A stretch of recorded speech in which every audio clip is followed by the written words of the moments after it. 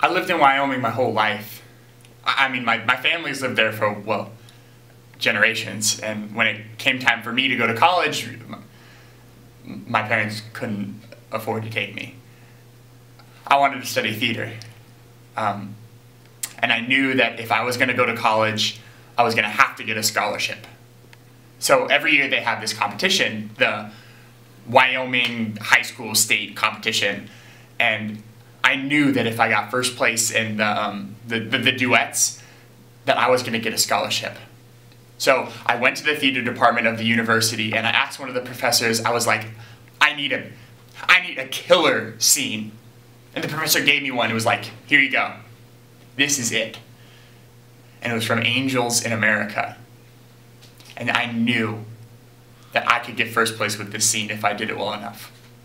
And so the time came and I eventually told my parents about the competition. And now you need to understand, my parents go to everything, every ball game, every hockey game, and everything I've ever been in. And so they brought me into their room and they sat me down and they said that if I was going to do this scene, they weren't going to come to my competition.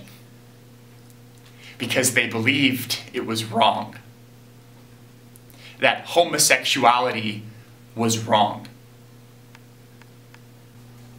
Well, I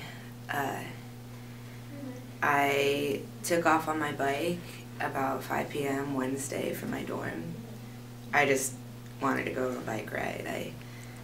I went to the top of Cactus Canyon, and I'm not super familiar with the area, so on the way back down I was kind of just picking which way to go, which now makes me think that God wanted me to find him, because there was no way I was going to go that way. I was stuck in some deep-ass sand, and I wanted to turn around, but I just kept going, and I kept going along, and I came to a rock on the ground, and I just drilled it. I went over my handlebars and ended up on the ground, and I got up and started dusting myself off and looked around, and that's when I noticed something, which ended up to be Matt. He was just lying there behind the fence, and I thought it was a scarecrow. I mean, Halloween was coming up. I thought it was just some sort of Halloween gag, so I didn't think much of it. And I brought my bike around the fence, and it was a buck-type fence, and I got closer, and that's when I noticed his hair, which was a major key in me noticing it was a human being, was his hair. I mean, I honestly thought it was a dummy. I even noticed his chest going up and down as he was breathing, and I just thought it was some sort of mechanism. So I just took off running, and I went to the nearest house, and I ran as fast as I could, and I called the police. I responded to the call. When I first got there, I seen what appeared to be a young man, 13, 14 years old, because he was so tiny, laying there on his back with his hands tied to that pole.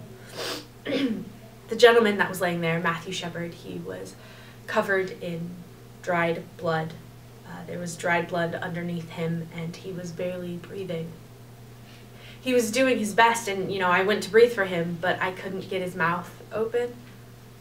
Like I said, he was covered in partially dried blood, and the only place he did not have blood on him was his face, where it appeared he had been crying. His head looked distorted, you know, it did not look normal. It looked like he had some real harsh head wound.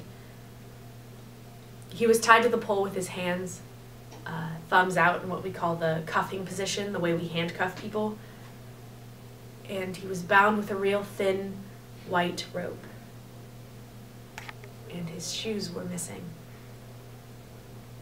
They showed me a picture. A few days later, I saw a picture of Matthew, and I would have never recognized him. We went to the candle vigil, and it felt so good to be with people who felt like shit. I kept feeling like I didn't deserve to feel that bad. And then someone got up there and was like, "Hey guys, let's show the world that Laramie is not that kind of town." But it is. I mean, it is that kind of town. I mean, if it weren't, then why did this happen here? You know what I mean? Because, like, it did happen here, so how could it not be that kind of town? I mean, that's totally, like looking at an Escher painting and getting all confused, that's totally just, like, a circular way of thinking. I mean, how can you say that? I mean, we have to mourn this. And we have to be sad that we live in a town, a state, a country where shit like this happens. And I'm not going to step back and be like, let's show the world that this didn't happen. But these people are trying to distance themselves from this crime. And we have to own it. I feel everyone has to own it because we're like this. We are like this. We are like this.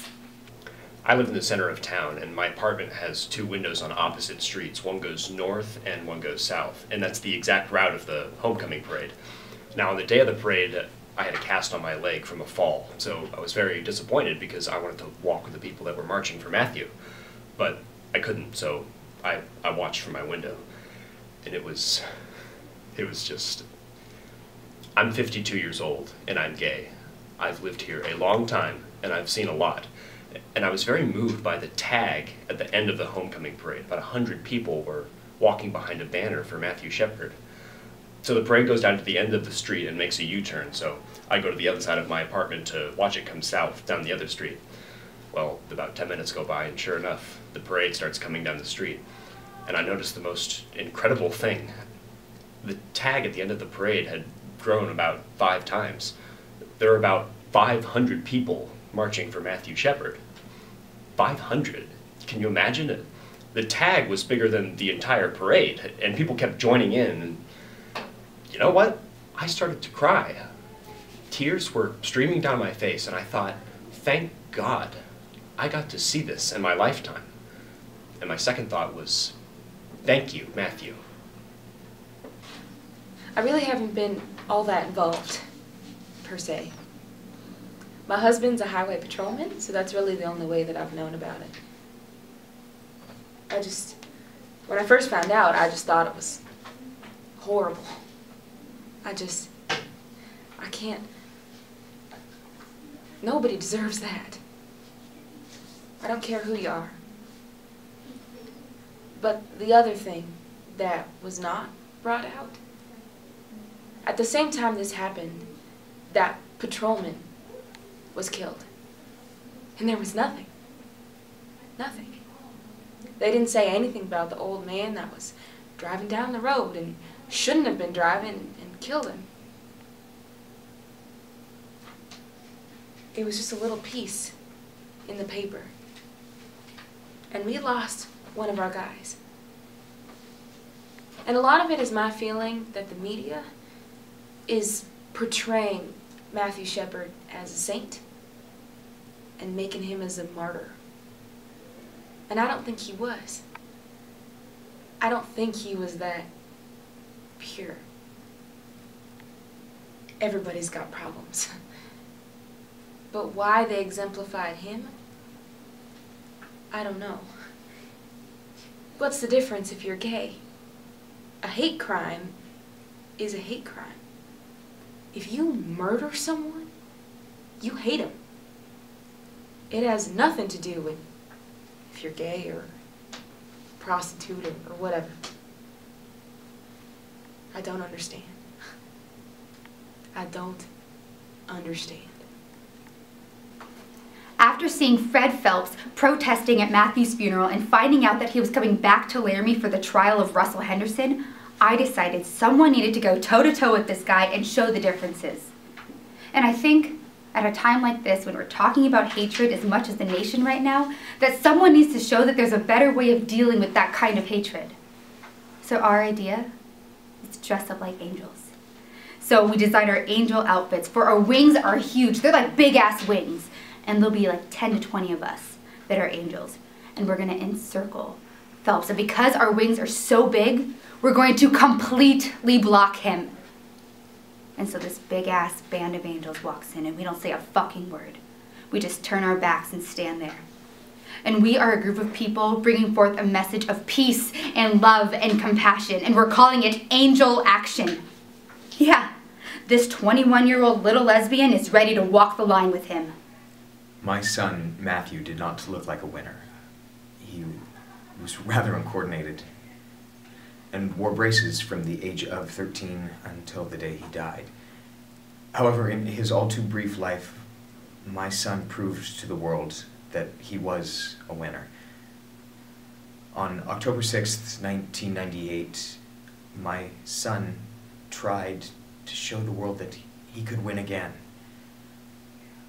On October 12th, 1998, my firstborn son and my hero lost. On October 12th, 1998, my firstborn son and my hero died 50 days before his 22nd birthday. I keep wondering the same thing I did when I first saw him in the hospital. What would he have become? What would he have done to change his little corner of the world to make it better? Matthew's beating, hospitalization, and funeral have brought worldwide attention to hate. Good is coming out of evil. People have said enough is enough. I miss my son, but I am proud to say that he is my son.